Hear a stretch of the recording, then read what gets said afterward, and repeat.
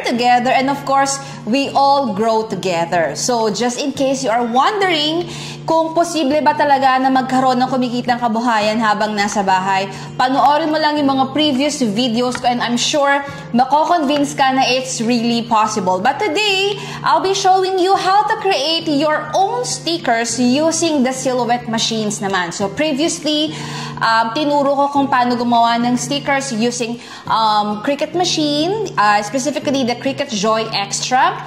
And then, nung nakaraan naman is the Scissor Juliet. So, today naman, if in case ang machine na meron ka sa bahay mo ay a Silhouette machine, so yan naman ang ating pagtutuunan ng pansin ngayon. I can't imagine, no, yung dami ng oras na naubos mo search sa YouTube, no, kung ano ba yung mga tutorials na talagang maintindihan mo, no. So, I made sure na sa lahat ng mga tutorials ko ay level talaga ng pangnanay, specifically mga work at home, mga stay at home moms, no. So, just in case you're a beginner or sabihin nating advanced ka, sigurado akong makaka-relate ka dito. And today, magfo-focus tayo sa paggamit ng Portrait 4. So, actually, halos pare-pareho lang naman din yung process, especially na you'll be navigating and aayusin mo yung stickers mo inside the Silhouette Studio, and then i-adjust mo lang kung ano yung machine na gagamitin mo, okay? So, today, I'll be showing you how to create stickers using the Portrait 4 and this one, the Cameo 4, okay, in pink. Ayan. So, we also have Curio, okay? So, alam ko, some of you, hindi naman lahat kayo ay Cricut users, hindi naman lahat kayo ay Scissor Juliet user, okay, yung iba sa inyo ay Silhouette user. So, I really want to help you guys to navigate and maximize your machine, no? So, sa susunod na video natin, ituturo ko naman how to create stickers pa rin, but using the Brothers Can and Cat. Ayan. So, panoorin nyo yan lahat. Maiksi lang naman yan. It's just 30 minutes and then you can decide kung anong machine ang mas feel mong gamitin, no? Kung ano yung mas gusto mong gamitin as you start your sticker business. And also, at the end of this sticker making series, no? So, nasa pangatlo na tayo, I'll be giving you my honest feedback and my recommendations when it comes to this machine. So siguro sa last series ng video natin, I'll be comparing side by side these machines, no, walang bias kasi hindi naman to sponsored post, no. So I want to make sure na yung ibibigay kong recommendation sa inyo, mga pros and cons ng bawat machine ay talaga namang honest, no. Okay? And also lahat ng machines na to, I love them all, no, but of course meron akong paborito, meron din akong first love, ayan, pero I believe na yung mga machines natin parang mga anak yan eh. So, kumbaga lahat sila may kanya-kanyang silang strength and weaknesses, okay, meron to na wala siya, ayan. So, we can't play favorites, okay, pero of course, because these are just machines, meron tayong paborito. So, abangan niyo yan sa last week natin ng sticker making tutorials, i-compare ko yung lahat ng machines na ginamit natin. But for now, we will be focusing on using our Silhouette machines, particularly the Portrait 4 and the Cameo 4. So before we proceed to the actual process of sticker making, so I'll be showing you quickly kung ano yung mga materials na gagamitin natin. So of course, since we are creating stickers, kailangan natin ng sticker paper. So, nabanggit ko sa mga previous videos na I've been using this for a long time na, and if medyo gusto mo yung hindi masyadong mga high-end na stickers, so pwede na to kasi ito yung isa sa mga pinakamura mong options, okay? So, meron pang mas mura dito pero hindi ko na marirecommend yung quality. So, ito ay cheap and affordable pero okay na rin yung output niya. But if you want naman na high-end yung feels, yan, at hindi mo na kailangang lagyan ng photo top or cold laminating film, okay? Kasi para saan ba to? So this is to protect yung yung sticker mo. So pag halimbawa after mo na siyang i-print at i-cut, so kumbaga pwede na siyang matalsikan ng laway, pwede siyang matapunan ng sinigang, ayan. So ano siya, spill proof na siya. Yeah, pero hindi siya waterproof ha, wag mong ilulublob. Okay? So, pero pag hindi, kapag natapunan siya ng tubig or ano, magsasmudge yung print. Okay? So, kung gusto mo naman na waterproof talaga, this one, the iTech vinyl sticker is fully waterproof talaga. So, kahit, kunyari, if you're gonna use this sa tumbler, or syempre, ang tumbler, hinuhugasan, so, pwede yan. So, at meron siyang tatlong klase. Nabanggit ko din to last time. May glossy, matte, and transparent. So, today, I'll be showing you yung dalawang output natin using the iTech vinyl and this glossy na sticker paper. Okay? So, lalagyan din natin siya ng photo top. Okay? So, again, I'm using portrait form. Mamaya ipapakita ko naman using the Cameo. Okay? So, of course, kailangan mo din ng cutting mat. Kapag bumalik ka naman ng portrait form, may kasama na siyang cutting mat. So, isa sa mga nagustuhan ko dito kay portrait, ito yung pinaka late kong ginamit na cutting machine. Kasi from the very beginning, I've been using Cricut machine. So, lahat ng mga stickers ko, lahat ng mga high-end or mga advanced na mga projects ginagawa ko using Cricut machines. So, of course, may mga lumabas na mga ibang branded all. So, we'll do a comparison video, no, as we end this sticker making series, no. So, but isa sa mga nagustuhan ko kay Silhouette is pwede mo talagang isagad yung yung design mo sa paper. Kasi yun yung isa sa mga nakita ko sa Cricut, hindi mo pwedeng isagad, no? Although, ngayon ata, pwede mo na rin siyang isagad, no? Pero, pag kay Silhouette talagang sagad na sagad, sulit na sulit mo yung space, no? So, yun yung isa sa mga nagustuhan ko. Yung kanyang parang pinaka-design space o yung Silhouette Studio, para siyang Adobe. So, with that, siguro hindi lang ako sanay, mas gusto ko yung feels ng Cricut Design Space, no? So, pero madali din naman siyang i-navigate. Of course, may mga learning curves lang talaga if you are new to this. So, simulan na natin. Papakita ko sa inyo. Mag-screen record ako para mas makita niyo yung process kung paano ko siya nililayout inside the Silhouette Studio. Hello! So, we're here in Canva. Dito ko ginagawa yung aking mga sticker. So, this is the Cottagecore Girls sticker sheets. Ayan. So, madami tong colors. So, pipili lang tayo ng isa. By the way, this is for sale. If you are interested to avail this. Actually, bonus tong mga sticker sheets eh. What I'm actually selling is the raw illustration. So, available to sa ating Platinum store. And when you avail the whole bundle, yung whole 25 colors ng Cottagecore Girls, included na itong mga sticker sheets. Ayan. So, sinama ko na yan. Pero hindi pa to kompleto kasi 25 colors yan. So, ilang colors pa lang yan. So, let's make this one because ang ganda ng kulay nito. Ayan. So, every time you will create sticker here sa Canva, you have to create yung backing tsaka yung ating actual stickers. Okay? So, i-upload mo yan separately sa Silhouette Studio. Okay? Okay. So, I'll be saving this one, the second page, ng PNG.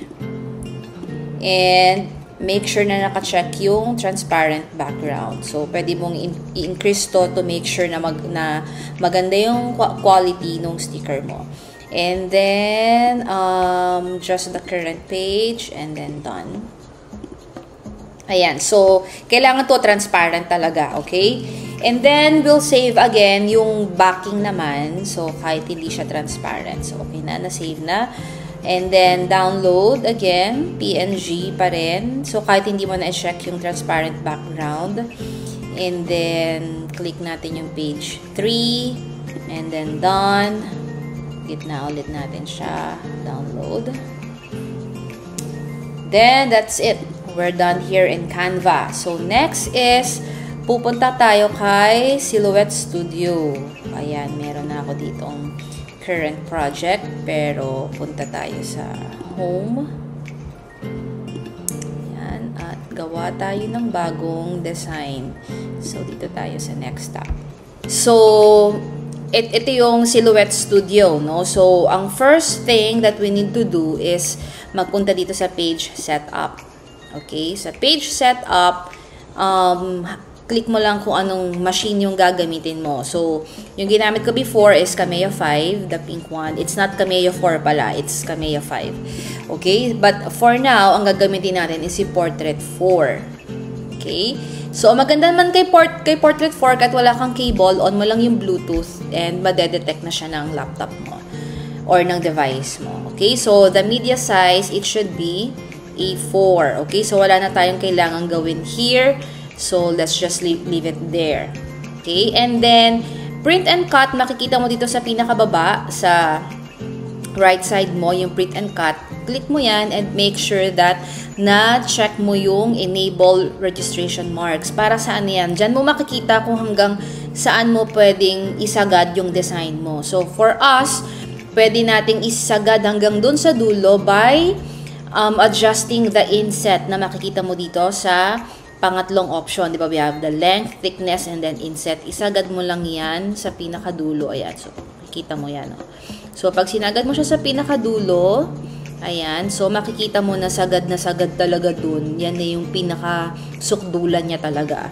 Ayan. So, you don't need to add print bleed. We don't need that. Okay? So, next is click on ito, open. And then, kukunin natin yung sinave natin kanina. Agpas na tayo. This one. Unahin muna natin yung backing. Ayan. So, okay. And then, ayan. Ayan na siya. Size, it's up to you kung gaano kalaki yung sticker sheet na gusto mong gawin. But for me, let's try the A5 size. So, for that, ang sukat niya for the width, it should be ito. Nandito yung width and height. Pwede mo siyang i-adjust. For the width, let's set it to 5.83. And then, make sure na itong padlock, i-click mo yan para pwede mo i-adjust nang hindi siya nag-automatic na adjust. Ayan. So, again, 5.83, and then for the height it's 8.3.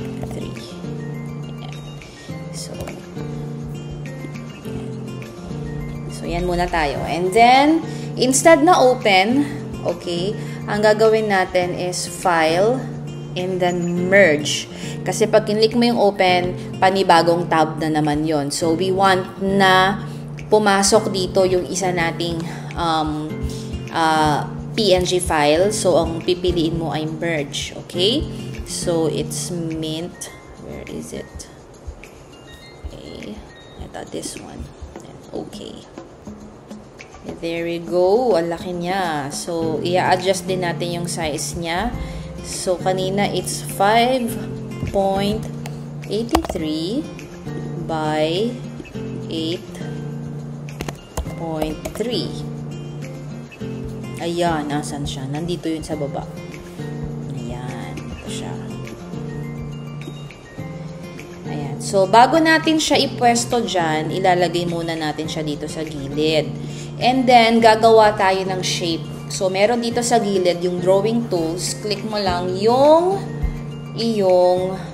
wait, we need to check muna if this 5.83 dapat to. Okay. So, sa drawing tools, click mo lang yung rectangle. And then, ayan. And then, ang color ng line ay color green. Para saan to? Kasi ang gagawin natin ay die cut and kiss cut. Kasi we want na makat nung machine yung itong sticker backing natin. And then this one naman, itong pinaka-sticker natin is kiss cut. Ibig sabihin, hindi siya thorough na makakat. Okay? So, kaya kailangan nating mag-draw ng rectangle for that. So, ito yung shape natin. Okay lang kung hindi sakto kasi adjust natin yung width sa 5.83 by 8.3. Then, enter. So, para magpantay yan, isa-select mo lang yung dalawa.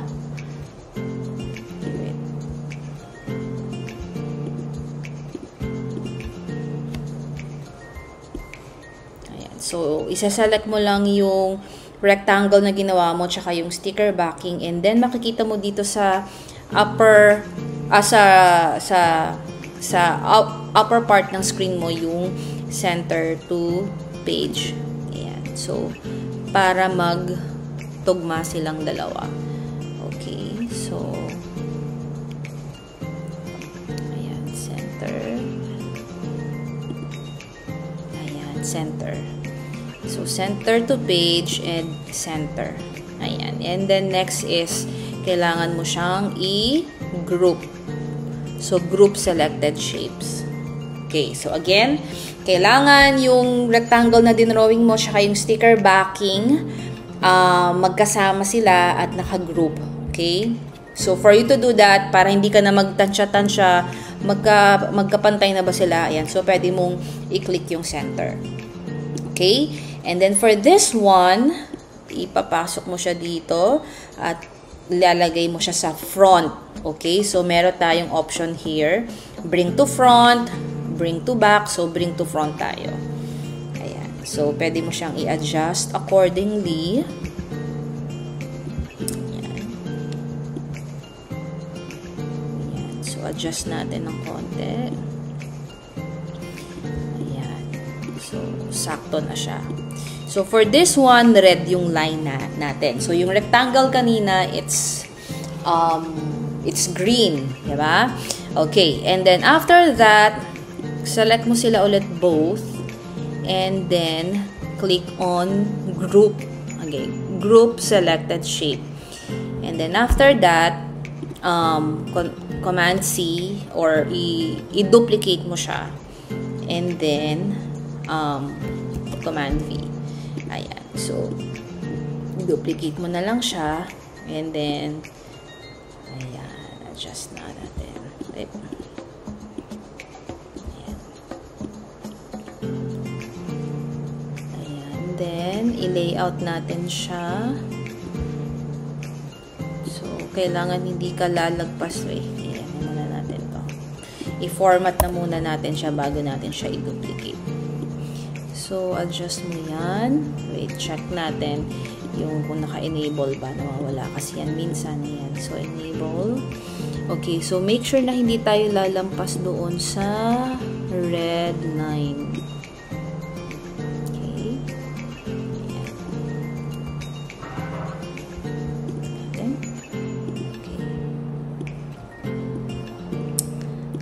Ayan. So, pwede ba natin i-adjust to ng konti? Para, ayan. So, after that, copy and then you duplicate and paste it. Ayan. Ayan. And then, select mo ulit sila pareho. And then, group mo sila again. Group selected shape. Okay. So, before we continue, we'll make sure na nakasaksak na yung ating Portrait 4 or yung ating cutting machine. So, open lang natin yan. And then, may button dito sa gilid. Pipindutin mo lang yan, long press. And then, makikita mo, iilaw siya, gagalaw siya, at tutunog siya. Ayan, di ba? Sobrang step by step. So, makikita mo dito, merong Bluetooth na button. Pipindutin mo lang yan.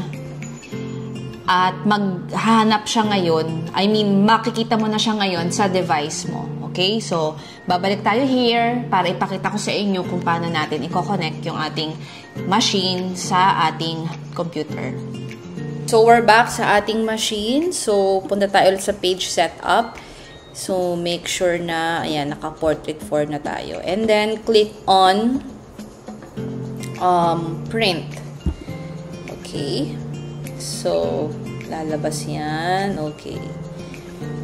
And then, print.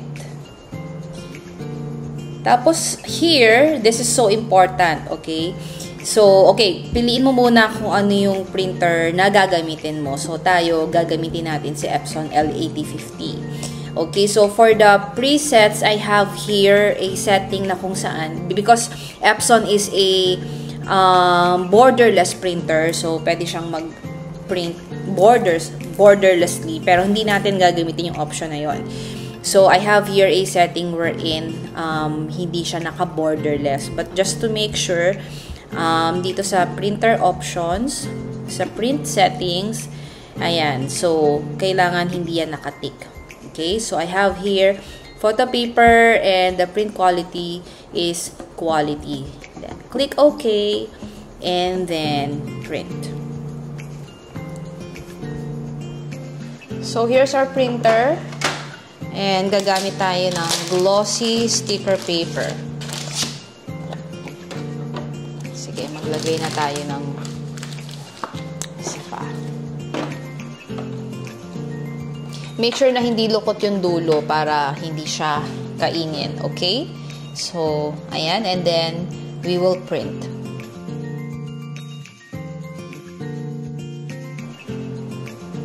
Ayan, so we're done. Na-print na natin yung ating sticker, no? So, ngayon naman, naayusin natin yung setting nito sa Silhouette Studio.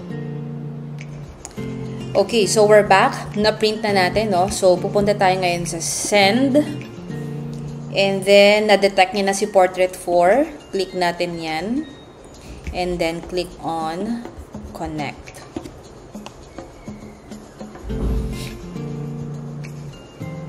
It's up to date. Continue. Continue. Continue. Okay. So, dito tayo ngayon sa may okay. For the standard, so, yes, we're using sticker paper na white. So, makikita natin dito yung iba't iba pang mga materials na pwede mong i-explore. But, for now, we'll be using sticker paper na white. Okay. And then, for this one, yeah, we'll cut it.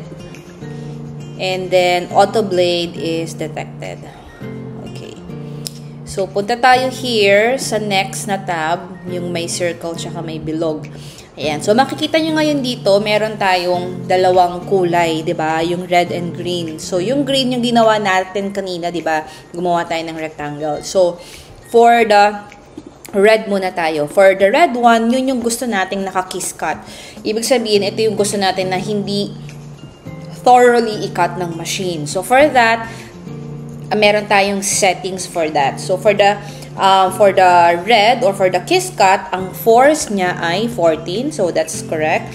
And then, ang speed natin is 8. At 1 pass lang tayo. And sa blade depth, it should be 2.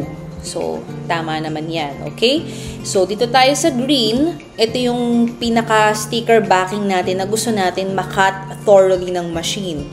So, for that, ang force natin, it should be 24. Ayan. So, 24. Ayan. So, ito ay depende sa kapal ng sticker paper mo, ha? So, this one is applicable kay QAF na 130 GSM. So, you can play around naman, but most likely yan yung setting na pwede. Okay, so force is 24, speed is 8, passes is 1, at ang blade depth natin ay i-adjust natin from 2 to 3. Okay? So, okay na yan. Sticker paper white, auto blade, then we're ready to send. So, before natin siyang i-send, ilalapat muna natin yung ating sticker sa ating mat, and then at saka natin siya isi-send. So, here's our sticker sheet, and here's our mat. Okay, so re-remove lang natin to. And then, we have this, no? Makikita mo yung square. So, itong square na to dapat nasa taas siya. Okay? So, if this is your mat, make sure na pag ganito ang lagay, not the other way around. So, Pag ganito. Okay? So, lagay ko. Make sure na pasok siya. Ayan. So, it should look like that. And then, pag tapos na, ipapasok mo na siya dito sa iyong machine. Okay. So, makikita mo yung guhit dito. Wait, I'll show you. So, makikita mo may guhit dyan, ano? Make sure na hindi ka dyan lalampas. Ayan. So, pag okay na,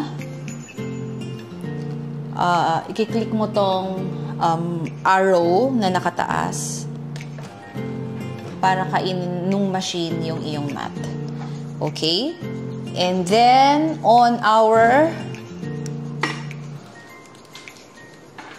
and then here, sa ating Silhouette Studio, we'll click on Send.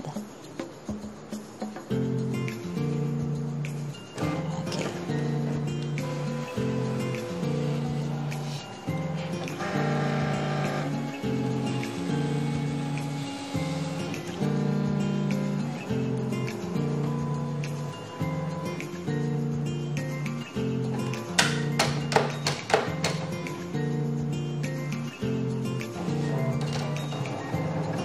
So, nagka-cut na siya.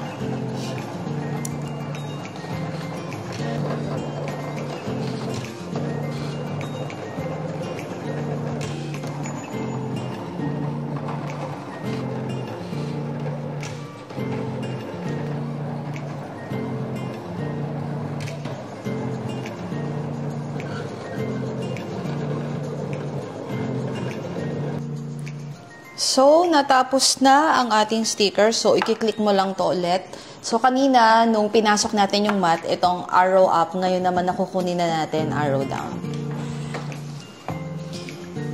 So, we'll see kung tama or precise ang pag-cut ni Portrait 4. Pag madikit lang yung mat, medyo struggle remove ng sticker paper kasi ang backing nito ay papel. So, dumidikit siya. Ayan. Ayan. So, die cut. Ibig sabihin, na-cut yung buong sticker backing natin. So, ngayon naman, itataob ko yung mat para hindi malukot yung ating sticker sheet. Ayan. So, kunin mo natin itong isa.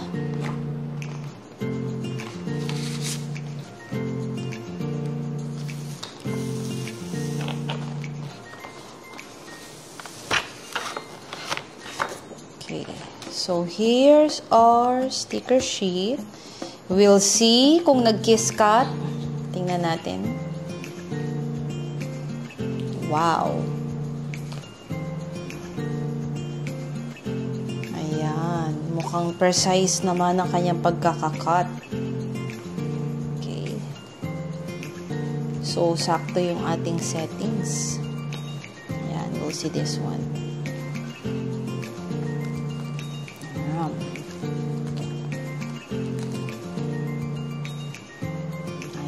So, ganyan lang kadali gumawa ng sticker, no? Using Portrait 4. So, marami ako nakikita ng mga nagsa-start na kanilang sticker business, ang ginagamit nila ay si Portrait 4. So, ilalagay ko sa baba yung sa description box, no? Or sa comment section kung saan ko nabili ang aking Portrait 4. So, yan ay nabili ko kay Be Happy. Actually, most of my machines ay nabili ko sa aming brand partner kay Be Happy. So, gagawin ulit natin this time naman, parang it's like a short review. This time, ang gagamitin naman nating machine is yung Cameo 5. So, again, we will save the actual stickers and the sticker backing in PNG format. And then, transparent background for the sticker. Current page. Done. Let's adjust. This is peach. Ayan. And then again, this time yung ating backing naman. So kahit no need for transparent background. So page 3 done. adjust, and download. Okay, so this is in pitch naman. Okay, and then after that, punta ulit tayo here sa ating Silhouette Studio. Here. And then, doon tayo sa design. And then, new tab. Okay, so same process. Page setup, but this time, it's Cameo 5. And then, wala na tayong gagalawin dyan. It's still A4. Print and cut is enable. Registration marks, inset, sagad sa left side. Okay, and then, open. It's here. So, yung backing muna.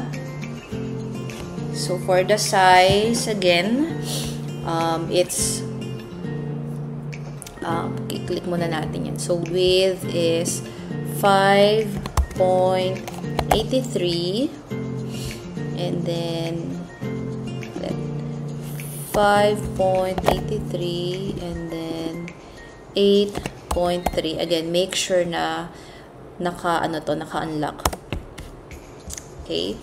And then create tayo again ng rectangle, but change muna natin yung color to green. Pwede ibang kulay, guys, ha. So, ayan. Drawing tools. And then, let's create. And then, let's adjust the size. So, this is the rectangle. So, again, it's 5.83 by 8.3. Okay. Then, select them both. And then, center, yeah, and then group. Okay, so click on file again and then merge. Kunin natin yung ating actual sticker. Si Peach, saan na si Peach? It's here. Okay. Okay, so adjust natin siya again.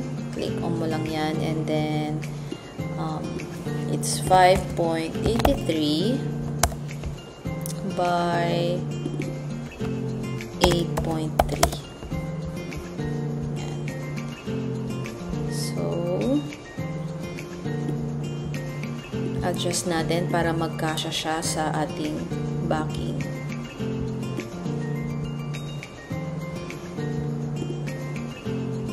Okay. So, select natin both. And then, group. So, this time, gagawin natin na mas maliit naman. Okay? So, adjust natin to. Wait.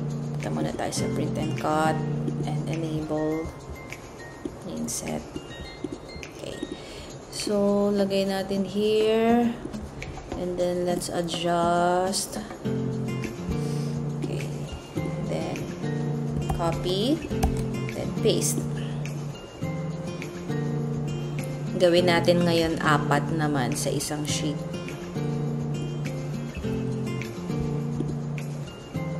Ayan. So, select again, copy, and paste. Ayan. Okay. So, close natin to. Select them all again and then group. Okay, and then send na natin sa printer. So, send to printer and print. So, again, make sure that the printer options sa print settings natin hindi tayo naka-borderless. Okay, then print. So we will repeat the whole process and this time we will be using Silhouette Cameo 5 in pink. Ayan. So ang power button nito ay nasa right side din. So ilo-long press mo lang din siya. And then tutunog, gagalaw din siya, ilaw. And then dito naman sa right side natin makikita natin yung Bluetooth, it's blinking. So i-click mo lang yan para ma-detect ng ng iyong computer, yung iyong machine.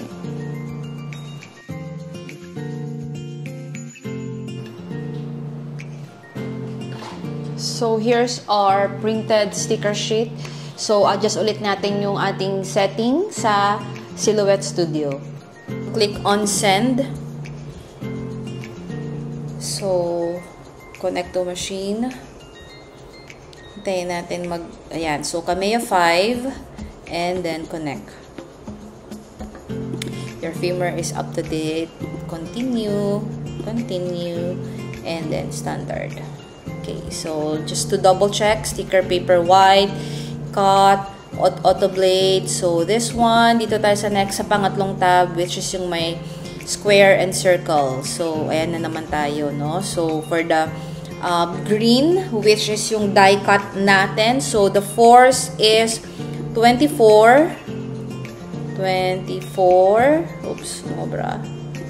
And then for the speed, it's 8. For passes, it's 1. Blade depth is, it should be 3. So, adjust natin 3. Okay, next for the red, which is the kiss cut.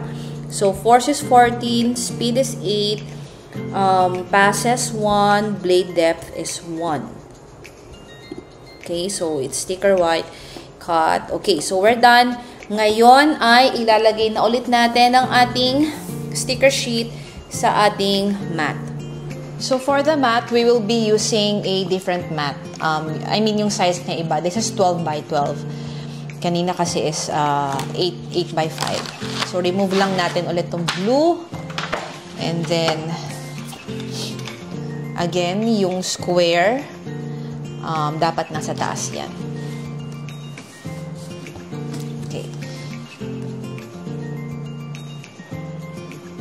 Hindi ko masyadong dinidikit sa mat kasi bago yung mat ko, bagong bili. So, madikit na madikit siya.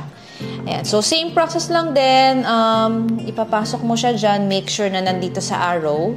And then, click mo yung arrow up. Ayan. So, since naka-load na siya, click natin yung send. Ayan.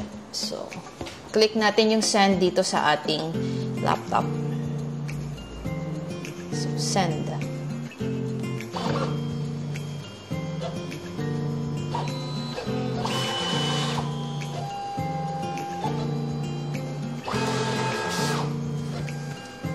So, for this one, I'll do a time lapse. Medyo matagal to dahil 4 na stickers.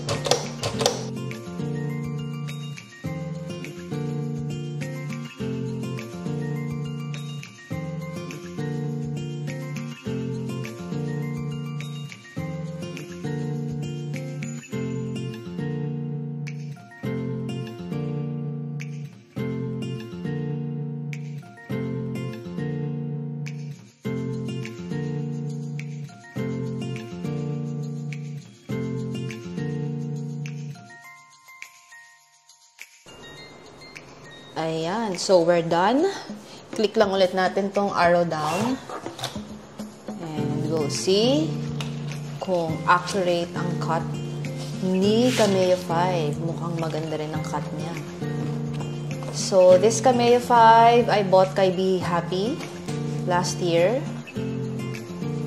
Ayan.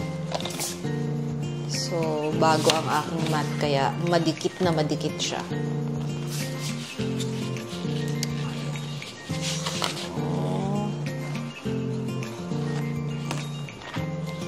Kahit sobrang nipis ng allowance, nakat pa rin niya. So, itatab ko ulit yung mat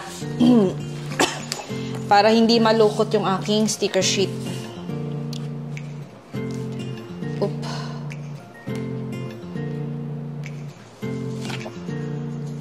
We'll see kung nag-kiss cut.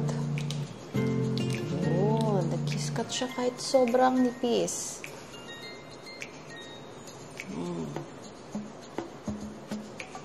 Nice. So, kahit sobrang intricate ng cut niya, kuhang-kuha ni Cameo 5. Ayan. So, wala tayong reject. Wala tayong mali. Basta tama ang settings, maganda ang kalalabasan. So, gagawin ko lang ulit to sa the rest of the mat. So, here's our output using the silhouette machine. So, this is from Portrait 4 and this one naman is from Cameo 5. So, look, ang ganda ng output niya. Sobrang accurate din ng cut niya. Sobrang neat and clean. So, pwedeng-pwede ka nang mag-start ng iyong sticker business habang nasa bahay. O, di ba? So you see, hindi naman pala ganun kahirap gumawa ng stickers using these machines. Before, na-intimidate ako kasi hindi ako talaga sanay sa silhouette, no? So, I'm a Cricut user ever since, no? Nung nag-start ako noong 2017, wala akong ibang ginagamit na machines kundi Cricut machines, no? I still love Cricut machine until now, no? I still have the latest model of Cricut machine because, of course, that's my first love, no?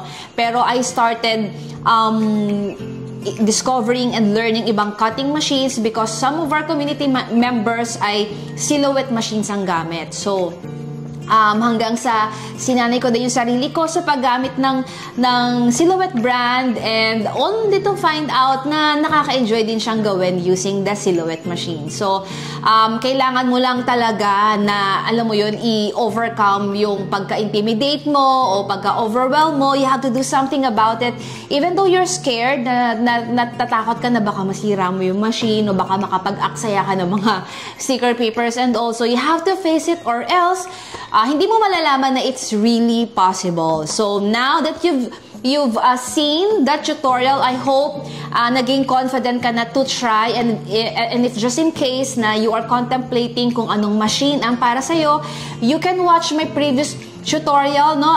Gumawa rin ako ng sticker using the Cricut Joy Extra and the Sister Juliet, okay? And then this week is itong ating silhouette machines. Okay, so bago ka bumili, pwedeng panoorin mo muna yon, so you would know kung ano yung machine na feeling mo, mas feel mong gamitin. Okay, so pero next week, I'll be showing you naman how to create stickers using the Brothers Canon Cat. And then after that, I'll be giving you my honest feedback, side-by-side comparison, pros and cons ng mga machines na to para makapag-decide ka talaga ng tama. Para wala kang yung feeling na, ay sana pala yun yung binili ko, ay sana pala ito yung ginamit ko, di ba?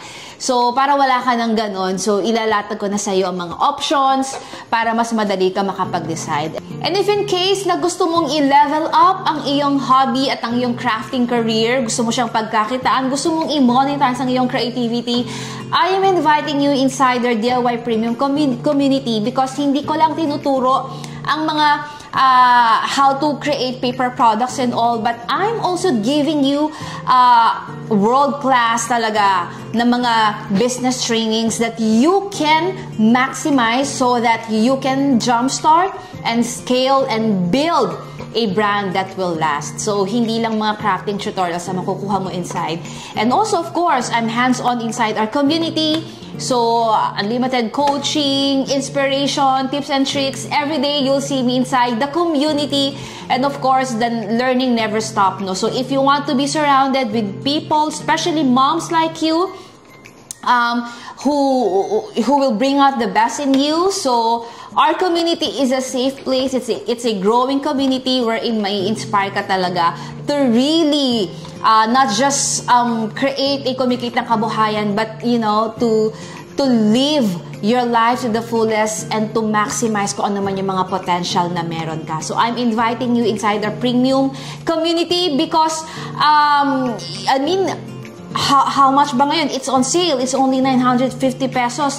But the value that you will be getting, nako, it's actually priceless. You'll get thousands of ready-made templates that you can sell right away just in case hindi ka pa magaling mag-design, no? So I'm also teaching our moms, our community members how to create their designs on Canva, and tinuturo ko din as in step by step, no, kung paano nila i-register ang kanilang business, no, paano sila magsisimula and all, at paano sila kikita talaga. So I actually have a 7 days challenge, 10K in 7 days, wherein I'm helping moms in the community to really earn, no? To earn 10,000 pesos in just 7 days.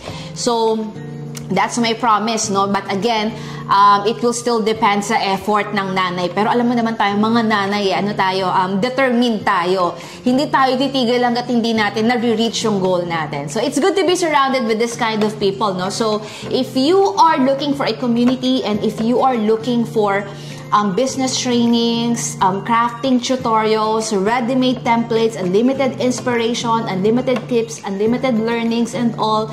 If you're looking for that, so DIY Premium Community is the answer. So I'll see you inside our community and I'll see you next week.